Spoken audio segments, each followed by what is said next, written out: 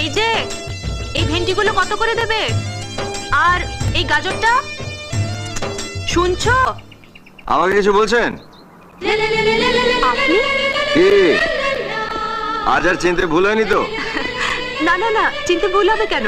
আসলে সেদিনও আমি আপনাকে বাস কন্ডাক্টর ভাবতাম না। যদি জানতাম আপনি তরকারি বিক্রি করেন। কি মানে আমি তরকারি বিক্রি করি? আমি তরকারিওয়ালা? হ্যাঁ, বিক্রি না করলে এসব টমেটো গাজর ভেন্ডি সাইকেলে পেতে ঘুরছেন কেন? আপনি তো নারকেলও বিক্রি করেন।